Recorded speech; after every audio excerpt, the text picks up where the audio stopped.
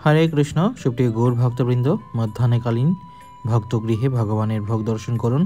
तो आज के भक्तगृहे की प्रसादेर आयोजन करा हयेछे आपनारा सम्पूर्ण भिडियोटी आमादेर साथे देखुन।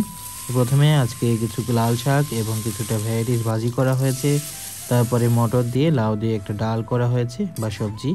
तारपरे आजकेर स्पेशल मेनू हच्छे पनिर एबं मटर डालेर बड़ा करा हयेछे एबं सेई बड़ा कचुरमुखी दिए सुंदरभावे रंधन करा हयेछे।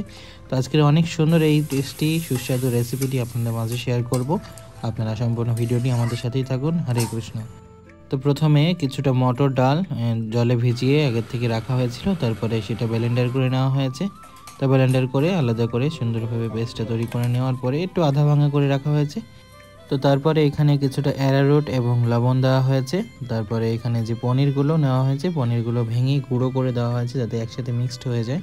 তো পনিরগুলো নেওয়ার পরে ডাল এবং পনিরের পেস্টটা সুন্দরভাবে তৈরি করে নেওয়া হচ্ছে। তো আপনারা তারপরে দেখতে পাচ্ছেন এখানে আজকে যে বড়াটা করা হবে সেটা একটু ভাপিয়ে নেওয়া হবে অন্যের উপরে দিয়ে রাইস কুকারের উপরে। তো দেখতে পাচ্ছেন একটা কাপড়ের উপরে সমস্ত পেস্টটা সুন্দরভাবে এখানে একটা শেপ করে নেওয়া হচ্ছে চেপে চেপে, তারপরে অন্যের উপরে বসানো হবে। তো দেখতে পাচ্ছেন অন্নটা কিন্তু হচ্ছে। তো অন্নটা হওয়ার পাশাপাশি এখানে যে ভাপ অন্নের যে ভাপের সাথে এটা সিদ্ধ হয়ে আসবে ডাল এবং পনিরটা। তো এখন পনিরের সাথে কিছুটা কচুরমুখী দেওয়া হবে। তো কচুরমুখীগুলোকে এখানে সিদ্ধ করে ছোলানো হচ্ছে। তো তারপরে দেখতে পাচ্ছেন অন্নটাও কিন্তু হয়ে গেছে এবং এই যে পেস্ট ডাল এবং পনিরের পেস্ট এটা সুন্দরভাবে সিদ্ধ হয়ে একটু শক্ত হয়ে গেছে। একটু ঠান্ডা করে আপনারা আপনাদের পছন্দ মতো এটা সাইজ করে নেবেন। তো দেখতে পাচ্ছেন অনেকগুলো পিস হয়ে গেছে। তো এখন কড়াইতে তেল গরম করে মিডিয়াম আছে আপনারা সমস্ত বড়াগুলোকে আস্তে আস্তে ভেজে নেবেন। তো সুন্দরভাবে সমস্ত বড়াগুলোকে একটু সাবধানে করবেন যাতে বড়াগুলো ভেঙে না যায়। তো দেখতে পাচ্ছেন কিছুটা সময় পরে আবার উল্টে উল্টে এগুলো ভাজা হয়ে গেছে।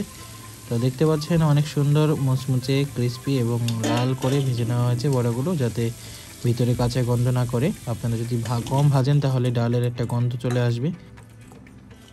তো এখন সম্বাস দেওয়া হবে রসাটা। সম্বাস দেওয়ার জন্য এখানে কিছুটা এলাচি, দারচিনি, শুকনো ঝাল, জিরা, কিছুটা হিং দেওয়া হয়েছে, তেজপাতা, আদা এবং গুঁড়ো মশলার পেস্ট, জিরা বাটা, ধনিয়া বাটা, রেগুলার যে মশলাগুলো ইউজ করা হয়। তারপরে কিছুটা লঙ্কা গুঁড়ো দেওয়া হয়েছে।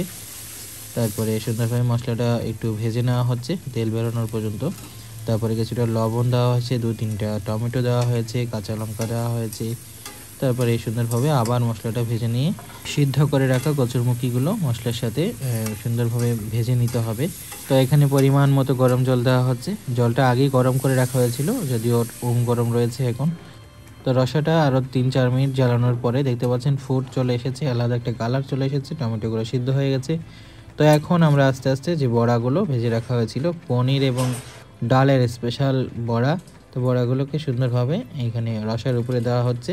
তো বড়া যেহেতু রসা হয়ে গেছে এখন আপনারা 2-3 মিনিট জ্বালিয়ে সুন্দরভাবে রসাটা নামিয়ে নেবেন।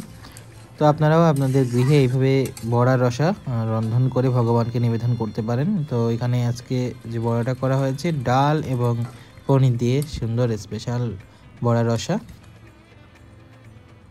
তো এখন ভোগের থালি সাজানো হচ্ছে ভগবানের ভোগ নিবেদনের উদ্দেশ্যে। তো এখানে প্রথমে অন্ন, তারপরে কিছুটা লাল শাক ভাজি করা হয়েছে।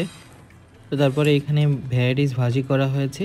তারপরে এই যে বড়া তৈরি করা হয়েছিল 2-3টা বড়া এখানে রাখা হয়েছে ভগবানের থালির জন্য।